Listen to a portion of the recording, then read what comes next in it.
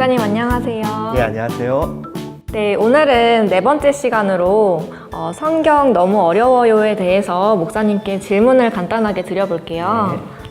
목사님, 저는 성경책을 읽기가 너무 어렵거든요.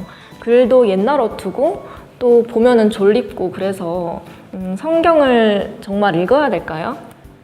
우리가 신앙은 하나님과의 관계라 그랬잖아요.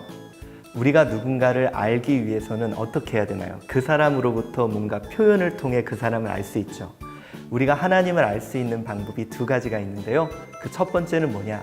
바로 그가 만드신 이 세상을 보면 하나님을 알 수 있습니다. 산과 바다, 얼마나 위대하잖아요. 그것을 만드신 하나님의 위대하심을 알 수 있어요. 그런데 우리가 하나님의 정말 속마음, 하나님의 뜻을 알 수 있는 것이 하나가 있는데 바로 그것이 하나님이 우리에게 보내주신 성령이에요. 우리는 성경을 통해 하나님을 알 수 있는 거예요. 성경을 통해 하나님을 알 수 있다?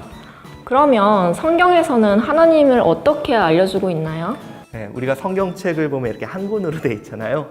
그런데 그 안에는 구약 36권, 신약 27권으로 이렇게 되어 있어서 하나님께서 우리를 얼마나 사랑하고 있는지 하나님의 러브레터처럼 우리에게 전해주고 있어요. 하나님은 우리를 사랑해서 이 땅을 창조하셨지만 우리가 하나님을 떠났어요.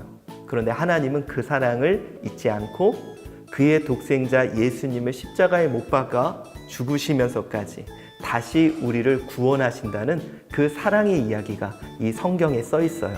그래서 저는 성경책을 하나님이 우리에게 보낸 러브레터라고 생각하고 있습니다. 근데 궁금한 게 하나 있는데요. 가끔 들어보면 하나님의 음성을 들었다는 사람들이 있는데 정말 들을 수 있는 건가요? 네, 저도 그런 얘기 많이 들어요. 하나님 음성을 들었다.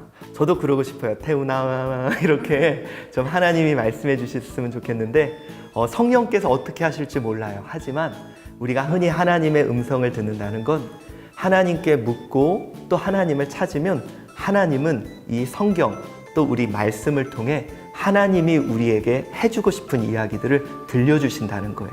한번 그렇게 물어봐 보세요. 말씀을 통해 하나님이 그의 음성을 들려주실 거예요. 아, 그렇군요.